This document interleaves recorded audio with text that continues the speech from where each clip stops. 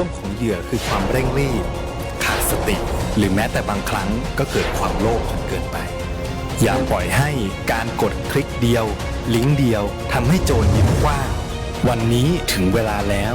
ที่คนไทยทุกคนจะต้องร่วมมือกันสร้างภูมิคุ้มกันอาชญากรรมไซเบอร์ช่วยกันหยุดก่อนที่ภัยไซเบอร์จะทำให้คนที่คุณรักและตัวคุณเองกลายเป็นเหยื่อ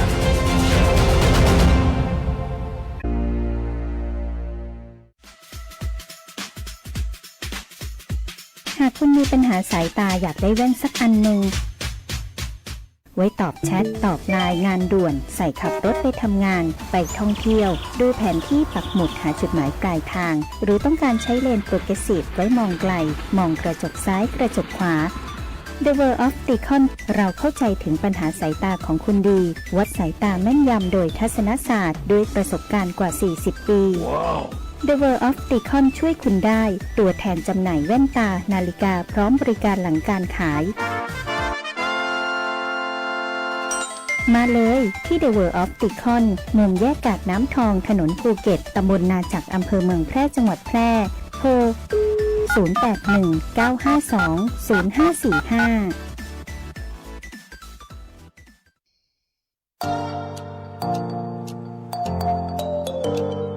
ถ้าคุณกำลังถามตัวเองว่าเรียนอะไรดีที่จบแล้วมีงานทำจริงเรียนอะไรที่ต่อยอดชีวิตได้ไกลกว่าห้องเรียนหยุดคิดไว้ตรงนี้เพราะคำตอบอยู่ที่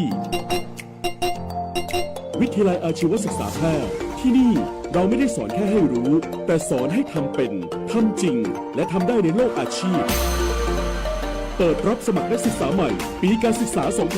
2569 สำหรับผู้จบม. 3 ม. 6 และปวช. 3 ครบทุกสายที่ตลาดต้องการ ทั้งการบัญชี การตลาด การจัดการสำนักงานดิจิทัล การจัดการโลจิสติกส์และซัพพลายเส้นคหกรรมศาสตร์อาหารและโภชนาการแฟชั่นสิ่งทอดิจิทัลกราฟิกวิจิตรศิลป์การโรงแรมการท่องเที่ยวเทคโนโลยีธุรกิจดิจิทัลและเทคโนโลยีสารสนเทศเรียนได้ตั้งแต่ปวช ปวส จนถึงระดับปริญญาตรีระบบปกติและทวิภาคีเรียนไปทำงานไปมีรายได้ระหว่างเรียนที่สำคัญเรามีสถานประกอบการชั้นนำรองรับการฝึกจริงและมีทุนการศึกษาอีกมากมายรอคุณอยู่อยากมีอาชีพอยากมีอนาคตที่จับต้องได้เริ่มต้นวันนี้ที่วิทยาลัยอาชีวศึกษาแพร่เตรียมชีวิตจริงให้พร้อมสู่โลกอาชีพเรียนจริงทำได้จริงมีงานรองรับเพราะความสำเร็จที่ยิ่งใหญ่เกิดขึ้นได้ที่วิทยาลัยอาชีวศึกษาแพร่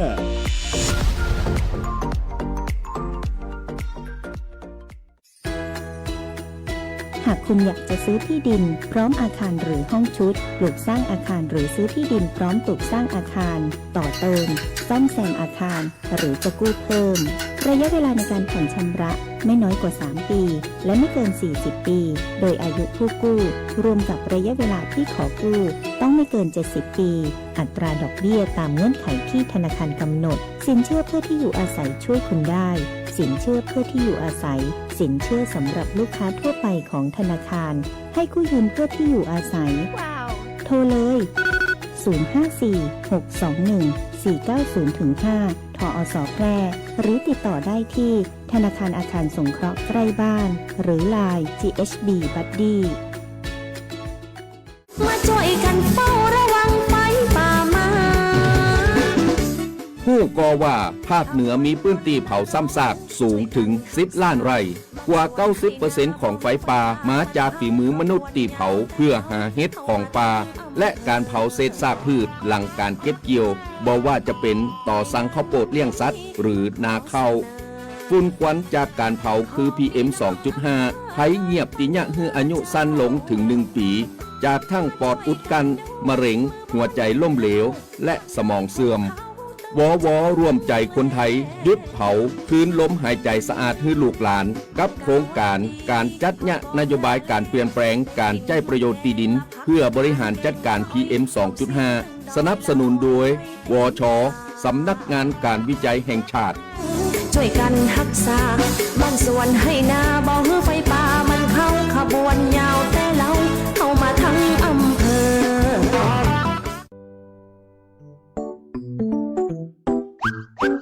เด็กไทยรัก ษาวินัยจราจรเคารพกฎหมายเป็นเรื่องสำคัญมาช่วยปลูกฝังส่งเสริมความปลอดภัยในเด็กและเยาวชนร่วมสร้างพฤติกรรมที่ตระหนักถึงความปลอดภัยทางถนนสวมหมวกนิรภัยข้ามถนนบริเวณทางข้ามรู้จักป้ายจราจรมีน้ำใจในการใช้รถใช้ถนนแบ่งปันให้ทางกันหยุดซิ่งหยุดบิดหยุดให้คนข้ามถนนหยุดทำผิดกฎจราจรเพื่อลดอุบัติเหตุทางถนนที่อาจจะเกิดขึ้นพฤติกรรมความปลอดภัยเหล่านี้จะติดตัวไปเป็นผู้ใหญ่ที่รับผิดชอบต่อสังคมในวันข้างหน้าวินัยจราจรเริ่มได้ที่ตัวเรา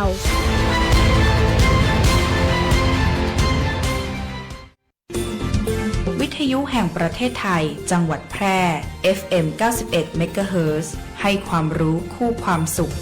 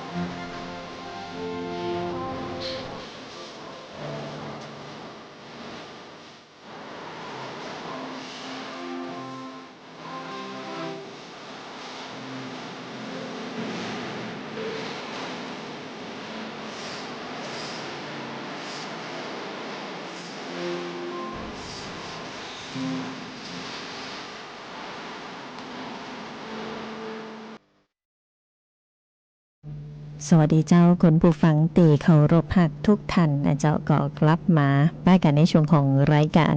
ม่วนใจบ่าย3นะเจ้าในช่วงของสัญจรปลอดภัยกับกรมการขนส่งทางบกโดยสำนักงานขนส่งจังหวัดแปะนะเจ้าอยู่ด้วยกัน1ชั่วโมงตรงนี้นะจันทร์ถึงศุกร์นะเจ้า3 โมงถึง 4 โมงนะเจ้าก็ทักทายแฟนรายการตีติดตามทางหน้าปัดวิทยุ FM 91 เมกะเฮิรตซ์วิทยุออนไลน์รวมไปถึงทางหน้าเพจ Facebook Live กันตัวนะเจ้าอยู่กับน้องปุ๋ยพิรุณพรแสงสร้อยนะวันนี้ครับนาตี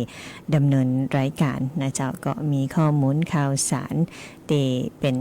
ประโยชน์นะเจ้ามาฝากคนผู้ฟังทุกท่านทุกคนนะเจ้าแต่คืนนี้ฝนตกนะคุณผู้ฟังนะตั้งสูงเม่นกับตกทั้งคืนนะคุณผู้ฟังนะก็อย่าให้บรรยากาศชุ่มฉ่ำเนาะแต่พอช่วงบ่ายๆของวันนี้มาก็อากาศนะร้อนอบอ้าวหมดละนะเจ้าเพราะฉะนั้นระมัดระวังนะเจ้าเรื่องของลมพายุฝนฟ้าคะนองลมกระโชกแห้งอาจจะมีฝนตกหนักได้ในบางแห่งนะหรือบางทีเนี่ยมีแต่ลมบ่มีฝนนะบางทีก็มีแต่ฝนบ่มีลมนะคุณผู้ฟังเพราะฉะนั้นเนาะก็ฝากคุณผู้ฟังประชาชนนะสำรวจบ้านเรือนของตนเองนะเจ้าแล้วก็เปื้อนรอบข้างเนาะบางทีเนี่ยหลังคาบ้านตรงข้ามหลังคาบ้านข้างๆอาจจะปึ้งหายไปผ่องเป็นบางส่วนบางแผ่นนะก็ช่วยกันดูช่วยกันแล้วเนาะบางทีเจ้าของบ้านกับมาหันนะคุณผู้ฟังนะก็แจ้งกระบอกกันผ่องนะเจ้าแล้วก็ในช่วงนี้เนาะก็เข้าสู่เริ่มเข้าสู่ฤดูฝนแล้วนะเจ้าคุณฟังนะในช่วงของเดือนพฤษภาตามประกาศของกรมอุตุนิยมวิทยานะเจ้าก็ต่อจากนี้ไปฝนตกก็อยากจะให้ทุกท่านเนี่ยได้เฝ้าระวังเนาะฝนฝ่าคะนองกระจายฝนตกหนักในบางพื้นที่นะอาจจะมีพายุฤดูร้อนพายุฤดูร้อนก็ในรอบสัปดาห์นี้ไปแล้วนะเจ้าแล้วก็อาจจะมีช่วงของเปลี่ยนผ่านฤดูกาลเนาะก็จะมีอากาศแปรปรวนนะเจ้าเนี่ยเป็นฝนเป็นลมจะเอะนะคุณผู้ฟังละเดี๋ยวในช่วงของหน้าฝนเนาะถึงแม้ปัญญาประกาศว่าฝนแรงฝนทิ้งช่วงนะแต่บางพื้นที่เนาะมันก็อาจจะมีฝนตกลงมาได้เพราะฉะนั้นนะเจ้าเรื่องของผลผลิตทางการเกษตรนะเกษตรกรนะก็ต้องติดตามอากาศนะจากกรมอุตุนิยมวิทยาอย่างใกล้ชิดนะเจ้าช่วงไหนที่เปิ้นแจ้งเตือนช่วงไหนเป็นภัยนะเจ้าก็คือติดตามคือเฝ้าระวังผลผลิตทางการเกษตรสัตว์เลี้ยงของท่านนะเก็บเพื่อเรียบร้อยนะจะป้องกันความเสียหายที่มันจะหนักเกินไปเนาะถ้าบอกว่าบ่เสียหายเลยเนี่ยอาจจะบ่ใจนะเจ้าแต่บางทีเนี่ยอาจจะเสียหายหนักเสียหายน้อยเนาะเฮาก็อยากให้เสียหายน้อยที่สุดนะเป็นไปได้ก็บ่อยากให้เสียหายเลยนะเจ้าแต่ทั้งนี้ทั้งนั้นบางทีภัยพิบัติเนี่ยก็กำหนดบ่ได้นะเฮาก็จะต้องมีการ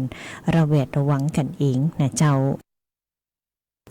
ทันทีเดินตาเดินตางใจรถใจถนนเนาะในช่วงต่อไปนี่เข้าสู่ช่วงของฤดูฝนนะบางตีอาจจะฝนตกนะเจ้าก็จะเนี่ยน้ำท่วมขังบนท้องถนนนะการใจรถใจถนนก็ต้องเป็นไปด้วยความระมัดระวังนะเจ้าบางทีเนี่ยเขาอาจจะหันเป็นแอ่งน้ำนะบางเตืออากาศร้อนเนาะหันแอ่งน้ำบางทีก็ไปใกล้ๆแล้วบ่มีแอ่งน้ำเป็นภาพลวงตากลางถนนก็มีเนาะอากาศร้อนระอุนะบางทีเฮาก็จะหันเป็นแอ่งน้ำไกลๆนะอยู่กลางถนนถ้าเฮาขับรถเข้าไปใกล้นะเจ้าแอ่งน้ำก็หายไปนะนี่เป็นห้องว่าปรากฏการณ์นิราศนะเจ้าหรือภาพลวงตาเกิดจากการหักเหของแสงแล้วก็สะท้อนมาติดวงตาของเฮาเนาะก็จะส่งผลรบกวนต่อผู้ขับขี่นะเจ้าบางทีเนี่ยเราระวังมาแต่ไกลละหันแอ่งน้ำตั้งนะเอามาถึงแล้วบ่ใจแอ่งน้ำสักกำนะเป็นถนนบ่ได้ไปเหียนะอันนี้คือเหตุการณ์ของภาพลวงตาเนาะการส่งผลรบกวนต่อผู้ขับขี่ก็คือจะยังให้เราตัดสินใจผิดพลาดเกิดความสับสนนะตาพร่ามัวตาล่าแดดนะเจ้าตาล่าแสบตาอ่อนเพลียจากการใช้สมาธิมากขึ้นนะเจ้าวิธีของการรับมือเหตุการณ์เจี้ยนะเจ้าก็พอไปให้กว้างๆไกลๆเนาะบ่โฟกัสจุดเดียวนะแต่บ่เงื้อนะ บ่เงอบ่เมาพอข้างตากับพอมือล่ำอีกก็บ่ได้นะคุณผู้ฟังเนาะเพราะว่าเราต้องขับรถไปตั้งหน้าเนาะเปิ้นบอกว่ามองภาพคือกว้างนะบ่โฟกัสจุดเดียวแล้วก็มันพอหลายๆตางนะสายตาต้องล็อกแลกหน่อยนะคุณผู้ฟังนะหรือนะอาจจะต้องสวมแว่นกันแดดนะเจ้าบางทีอากาศร้อนเนาะแดดจัดแดดจ้านะอย่าฮือตาล่าตาเพลียหรือบางท่านตาพร่ามัวเพราะว่าตั้งเข้าตานะหรือขี่รถมอเตอร์ไซค์นะเจ้าล้มเป่าตาปัดตาเนาะอาจจะเนี่ยคือเฮาเนี่ยเกิดตาล่าได้นะเจ้าเพราะฉะนั้นแว่นกันแดดก็ช่วยได้นะเจ้าช่วยกรองแสงแล้วก็ป้องกันรังสี UV ผ่านสายตาเฮาตัวนะเจ้าคำเตือนเนาะเพิ่นบอกว่าควรจะจอดรถหยุดพักสายตานะหากรู้สึกว่าเฮาง่วงเหงาเฮานอนหรือว่าดวงตาล่าเนาะอย่างน้อยเนาะพักรถสัก15นาทีนะคุณผู้ฟังอาจจะล้างหน้าล้างตานะบ่ฮู้ว่าเฮาใครรับก็หรือขับรถมาไกลนะโอ้แสบตานะตาเพลียนะตาล่านะพอบ่ใครหันรับตาปิ๊บๆๆอีนะคุณผู้ฟังบางท่านบางคนเนาะน้ำตาไหลน้ำตาย่อยก็มีนะคุณผู้ฟังเพราะฉะนั้นก็อาจจะต้องมีการหยุดพักรถในที่ปลอดภัยนะเจ้าหยุดพักสายตานะสัก15นาทีนะแวะแวะปั๊มแวะจุดพักรถนะพักผ่อนกินกาแฟนะหรือแวะร้านกาแฟสักกั๊มก็ได้นะจะได้ผ่อนคลายอิริยาบถไปตัวนะเจ้าอันนี้คือความห่วงใยนะเจ้าจากต่างสำนักงานขนส่งจังหวัดแพร่สวทแพร่ FM 91 เมกะเฮิรตซ์แล้วก็ขับขี่ปลอดภัย by DLT นะเจ้าตีจะนำเอาข้อมูลมาฝากกันแต่ละช่วงเนาะบางทีเขาก็จะคัดสรรข้อมูลนะเจ้าคนฟังให้เข้ากับสถานการณ์ในคณะนั้นอีนะคุณผู้ฟังอย่างเนี่ยเนาะฝนฝ่าคะนองบางทีเนี่ยแดดฮ้อนนะบางช่วงแดดฮ้อนจัดนะเขาก็อยากจะให้ทุกท่านทุกคนเนี่ยปลอดภัยในการใช้ถนนหนทางนะเจ้าก็เลยต้องเอาข้อมูลข่าวสารที่เป็นประโยชน์เนาะคุณผู้ฟังเอามาฝากเอามามาจ๋ามาประชาสัมพันธ์เพื่อได้รับทราบรับฟังข้อมูลกันนะเจ้าอากาศก็ร้อนฝนก็ตกนะบางเดือนเนาะเขาก็จะต้องมีการพักผ่อนให้เพียงพอนะไผตีจะต้องหูตัวเองนะเจ้าว่าเขาจะต้องขับรถไปปุ่นไปเพไปไกลนะก็จะต้องดูแลสุขภาพของตัวเก่าให้ดีนะเจ้าด้วยความห่วงใยเนาะพอเหมาะพอหอมปากหอมคอในการแนะนำข้อมูลข่าวสารนะเอาไปฟังเพลงกันก่อนเจ้าแล้วเดี๋ยวช่วงหน้าแน่นอนเจ้าเขาอยู่ด้วยกัน1 ชั่วโมงตรงนี้เนาะเขาก็มีความหูกูความสุขให้ท่านได้ติดตามแบบนี้แหละเจ้า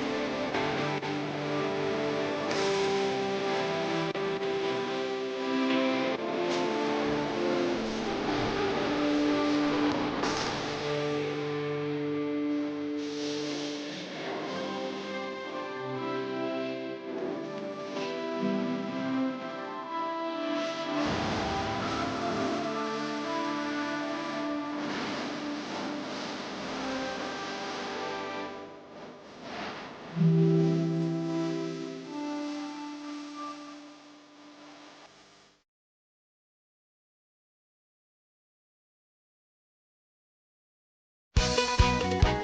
รวมข่าวสารจากภาครัฐเจาะลึกประเด็นฮ้อนจาก 8 จังหวัดภาคเหนือตอนบนกับทีมนักจัดรายการ 11 สถานี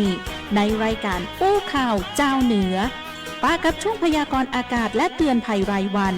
พดสวายกระจายข่าวสารบ้านเฮาและปลาแอลเมืองเหนือเวลาดี 4-5 โมงแรงผู้วันจันทร์ถึงวันศุกร์รับฟังต่างวิทยุแห่งประเทศไทย8จังหวัดภาคเหนือตอนบน11สถานีวิทยุ สวทเจียงใหม่ เจียงไฮ้พะเยา แพร่ น่าน ลำปาง ละปูน แม่ฮ่องสอน แม่เสรียง ฝาง และสวทเพื่อการเรียนรู้และเตือนภัยภาคเหนือพร้อมรับชมทาง Facebook แฟนเพจของกู้สถานีสดพร้อมกันทั้งออนแอร์และออนไลน์อู้ข่าวเจ้าเหนืออู้จากประสาคนเมืองเหนือเจ้า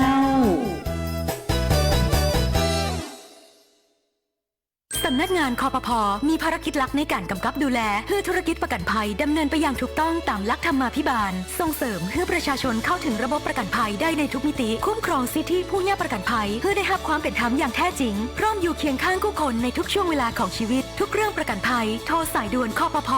1186เว็บไซต์ oic.or.th Line Official @oicconnect และสำนักงานคปภ.จังหวัดทั่วประเทศคปภ.คุ้มครองผู้ทำประกันภัยคุ้มครองคุณ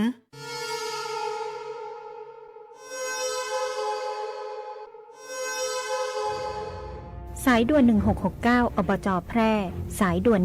1669อบจ.แพร่สายด่วน1669อบจ.แพร่โทรสายด่วน1669อบจ.แพร่จำให้ขึ้นใจนะคะเจ็บป่วยฉุกเฉินอุบัติเหตุรุนแรงในพื้นที่จังหวัดแพร่โทรสายด่วน1669ศูนย์รับแจ้งเหตุและสั่งการแพทย์ฉุกเฉินอบจ.แพร่เราจะส่งต่อผู้ป่วยไปรักษาที่โรงพยาบาลที่อยู่ใกล้ที่สุดพร้อมให้บริการตลอด24ชั่วโมงฟรีไม่มีค่าใช้จ่ายใช้ระบบดิจิทัลระบุตำแหน่งอย่างแม่นยำและวิดีโอคอลประเมินอาการแนะนำ CPR ช่วยเหลือชีวิตผู้ป่วยในทันทีโทรฟรีแต่อย่าโทรเล่นเพราะมีผู้ป่วยจำนวนมากที่รอคอยความช่วยเหลืออยู่สายด่วน1669ศูนย์รับแจ้งเหตุและสั่งการแพทย์ฉุกเฉินอบจ.แพร่ด้วยความปรารถนาดีจากองค์การบริหารส่วนจังหวัดแพร่ขับขี่ปลอดภัยเมืองไทยไร้อุบัติเหตุด้วยความปรารถนาดีจากสวทแพร่ FM 91 เมกะเฮิรตซ์กองทุนเพื่อความปลอดภัยช่วง1นาทีกับกปท.การขับรถฝ่าสายฝนที่ปลอดภัยให้ใช้ความเร็วรถที่ต่ำกว่าปกติเลือกความเร็วของที่ปัดน้ำฝนให้เหมาะสมกับปริมาณฝนและในระดับที่สามารถมองเห็นทางข้างหน้าได้ชัดเจนที่สุดมันตรวจเช็คสภาพที่ปัดน้ำฝนให้ใช้งานได้ดีเมื่อกระจกหน้ารถสกปรกต้องฉีดน้ำล้างกระจกให้สะอาดหากมีคราบน้ำมันติดบนกระจกควรทำความสะอาดด้วยกระดาษหนังสือพิมพ์และมันตรวจสอบทิศทางการฉีดน้ำล้างกระจกให้เหมาะสมด้วยค่ะกรมการขนส่งทางบกเชิญร่วมประกวดแผนการจัดระบบรถโรงเรียนมาตรฐานเพื่อพัฒนาด้านความปลอดภัยของเยาวชนสอบถามรายละเอียดที่ 026937835-8 ด้วยความห่วงใยจากกปท.กองทุนเพื่อความปลอดภัยในการใช้รถใช้ถนนกรมการขนส่งทางบกค่ะกองทุนเพื่อความปลอดภัยภูมิใจให้ความรู้ประชาชนหวังให้ปลอดภัยกับทุกคนทุกแห่งหนประชาชนคือหัวใจ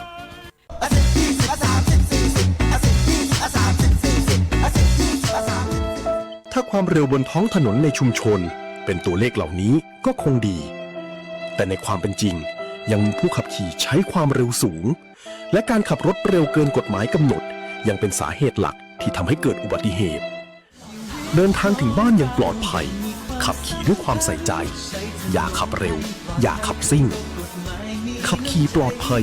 ลดความเร็วลดอุบัติเหตุด้วยความปรารถนาดีจากกองทุนเพื่อความปลอดภัยในการใช้รถใช้ถนนและสำนักงานขนส่งจังหวัดแพร่ รายการสัญจรปลอดภัย Have a safe drive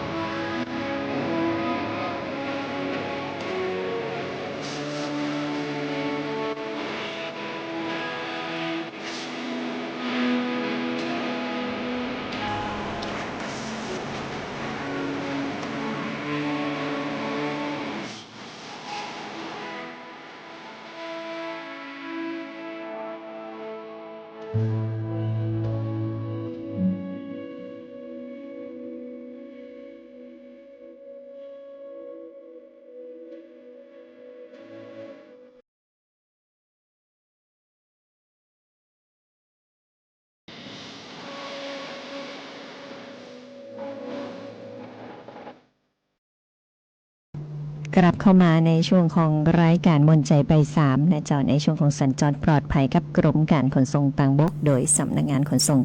จังหวัดแปะนะเจ้าทักทายคุณกิมหอยก็เจ้านะถ้าอ่านผิดก็ขอสุมาตัวนะเจ้าแล้วก็คุณจำนงนะและปีสุริรัตน์กันตัวนะที่ตามผ่านทางหน้าเพจ Facebook Live นะเจ้าแล้วก็ทำร้ายทานหลายคนเนาะตอนนี้อาจกำลังขับขี่ยวดยานพาหนะเดินตางกันอยู่เนาะก็อยู่เป็นเพื่อนกัน1ชั่วโมงตรงนี้กับสัญจรปลอดภัยกับกรมการขนส่งทางบกโดยสำนักงานขนส่งจังหวัดแปะนะนาปัดวิทยุสวทแปะ FM 91เมกะเฮิรตซ์นะเจ้าสำหรับในช่วงนี้นะเจ้าใครเดินทางเนาะเราก็อาจจะต้องไปพบไปเจอกับสถานการณ์ฝนตกหนักนะเจ้าเรื่องของการเปิดไฟฉุกเฉินเนี่ยก็ถือว่าเป็นสัญญาณไฟที่เป็นอันตรายเช่นกันเนาะต่อเปื่อนห่วมต่างนะเจ้าสัญญาณไฟฉุกเฉินเนี่ยบางทีอาจจะเปิดผิดจังหวะอย่างนี้เนาะก็เนี่ยผู้ขับขี่รถกันหลังโดยมาตั้งหลังนะดวงตาพรามมัวได้นะเจ้าหากว่าต้องเจอแสงสว่างจากไฟฉุกเฉินเป็นเวลาเมินๆเนาะอันนี้ก็จะเป็นอันตรายต่อเปื่อนห่มต่างนะเจ้าการกะระยะเนาะการเปิดไฟฉุกเฉินนี่ก็จะกะระยะได้ยากนะทัศนวิสัยในการมองเห็นลดลงนะเจ้าหากว่ามีรถหลายกันเปิดไฟฉุกเฉินพร้อมๆกันนะอาจเกิดการสับสนได้นะเจ้าสร้างความสับสนให้กับเปื่อนห่มต่างนะเพราะว่าบ่ฮู้ว่าเฮาเนี่ยจะต้องเลี้ยวหรือว่าจะต้องเปลี่ยนเลนหรือว่าตั้งหน้ามีอุบัติเหตุฉุกเฉินมีรถเสียรถลุกอะไรอย่างก่อนนะเพราะฉะนั้นการเลือกเปิดไฟฉุกเฉินเนี่ยก็จะต้อง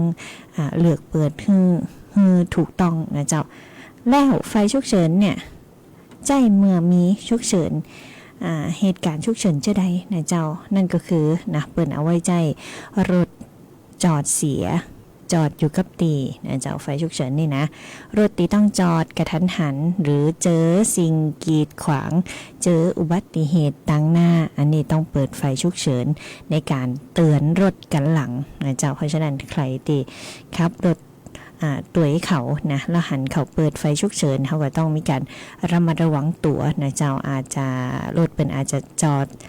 กำลังจะเสียจอดรถอยู่นะเจ้าหรือจอดกระทันหันนะหรือตั้งหน้าเปิดอาจจะส่งสัญญาณว่ามีสิ่งกีดขวางมีอุบัติเหตุอยู่นะเจ้าเพราะฉะนั้นเวลาเขาขับขี่เนาะเขาก็ต้องสังเกตตัวนะเจ้าถ้าฝนตกหนักๆนะคุณฟังเมืองเตือนเนี่ยอาจจะมีน้ำท่วมขังนะเจ้าระดับน้ำท่วมขังบ่เกิน30เซนเนี่ยรถเขาสามารถขับได้นะแต่เปิ้นบอกว่าปิดแอร์นะเจ้าใจเกียร์ต่ำใจความเร็วต่ำในการรักษาระยะห่างกับรถกันหน้าระดับน้ำท่วมที่เป็นอันตรายเนาะ60ถึง80%เซนติเมตรนะ60ถึง80เซนติเมตรอันนี้น้ำก็จะเริ่มขึ้นมาตัวรถแล้วนะเจ้าอันนี้อันตรายเนาะบ่ควรขับรถลุยน้ำเพราะว่าการขับรถลุยน้ำในระดับเนี่ยจะต้องใจความชำนาญเป็นพิเศษและยิ่งถ้าเป็นรถเก๋งนี่อาจจะน้ำเข้าในรถได้นะเจ้าถ้าเป็นรถสูงก็อาจจะปนอยู่นะเจ้าแต่ว่าบ่ควรเสี่ยงเนาะเพราะมันจะเกือบจะเมตรนะ50เซนก็เกือบจะเมตรแล้วนะเจ้าเพราะว่ารถของเฮาเนี่ย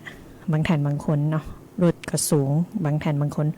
เป็นรถน้อยรถต่ำนะอันนี้ก็เนี่ยเครื่องยนต์เสียหายได้นะเจ้ารวมไปถึงน้ำเข้าไปในรถเนาะเป็นบุ้งเป็นเบาะเป็นปืนเป็นพรมนะ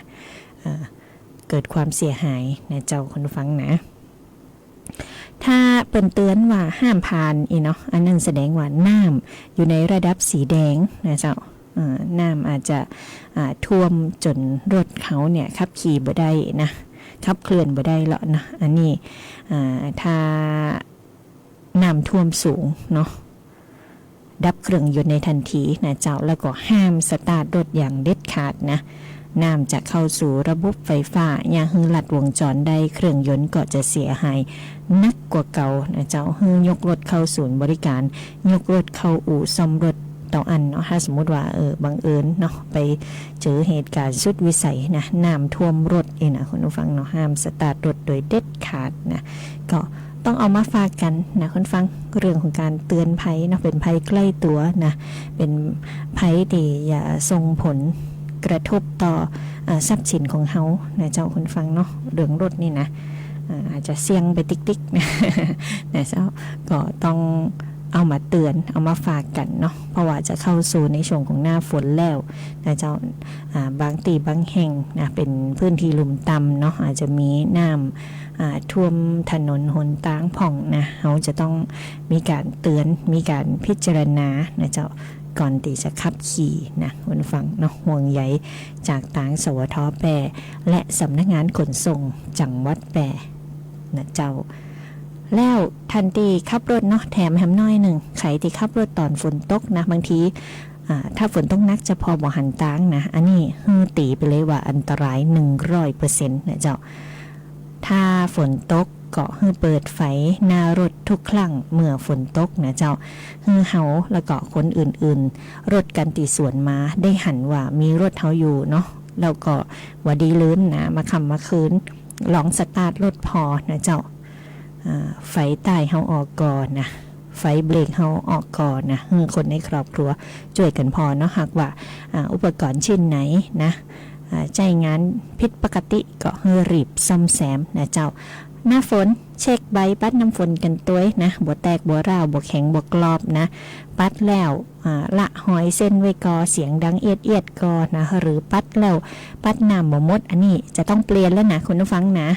บ่ดีเสียดายเนาะเพราะว่า1 ปีเนี่ยเป็นหวัง1 ปีควรจะเปลี่ยนนะเจ้า6 ถึง 12 เดือนนะแต่บางท่านอาจจะปีปลายนะรถบ่ก่อยได้ใจงานอันนี้ก็อยู่ที่เฮาสังเกตเนาะบางท่านดูแลดีรถบ่ได้ตากแดดนะอย่างปัดน้ำฝนก็ยังคงมีอายุการใช้งานตีเงานานอยู่นะส่วนใครรถตากแดดมันๆอันนี้จะแห้งจะกรอบนะก็ควรจะเปลี่ยนนะเจ้าคุณผู้ฟังบ่ได้ลืมนะกระจกมองข้างนะอันนี้ใจสลับกับกระจกมองหลังเนาะช่วยให้เขาเห็นนะหรือเห็นในจุดเสี่ยงหรือจุดบอดได้นะเจ้าบางทีก็ควรจะใจน้ำยาเคลือบกันฟ้าเพื่อการมองเห็นดีๆเนี่ยเจ้ารถบกขึ้นฟ้านะก็จะได้ปลอดภัยตลอดการเดินต่างเนาะอากาศตั้งนอกตั้งไหนบ่เต่ากันนะอย่าให้รถเกิดฟ้าเนี่ยเจ้าเติมน้ำยาฉีดกระจกเนาะเป็นการเพิ่มประสิทธิภาพในการรีดน้ำนะเจ้าแล้วก็ช่วยสลายคราบน้ำมันนะหรือบางทีเนี่ยหมดแมงนกมันบินมาจนใส่เนาะอาจจะเป็นวงเป็นว้าวอยู่หั่นนี่นะอันนี้ก็ช่วยให้สลายคราบน้ำมันแล้วก็ย่าให้ทัศนวิสัยของเขาดีขึ้นเจ้าคุณฟังนะน้องปุ๋ยเอามาฝากกันเพราะว่าตะคืนนี้ฝนตกนะ ก็คิดว่าเดี๋ยวจะเข้าหน้าฝนแล้วนะต้องเอาเรื่องมุ้นเนี่ยมาแจ้งมาเตือนให้กับพี่น้องคุณผู้ฟังประชาชนได้รับทราบข้อมูลข่าวสารนะเจ้าเอาละเจ้าวันนี้นะรายการของเขาก็หมดเวลาลงและเจ้าขอบพระคุณทุกท่านทุกคนที่ให้เกียรติตามรับฟังข้อมูลข่าวสารในรายการมนใจใบ3ในช่วงสัญจรปลอดภัยกับกรมการขนส่งทางบกโดยสำนักงานขนส่งจังหวัดแปรนะเจ้าส่งท้ายผลงานเพลงเพราะๆจนจบรายการเนาะแล้วก็วันผูกป้ากันตีเก่าเวลาเดิมนะเจ้าวันนี้น้องปุยลาไปก่อนจบดีมีความสุขทุกท่านขับขี่ด้วยความระมัดระวังในช่วงของฤดูฝนนะเจ้าลาไปก่อนสวัสดีเจ้า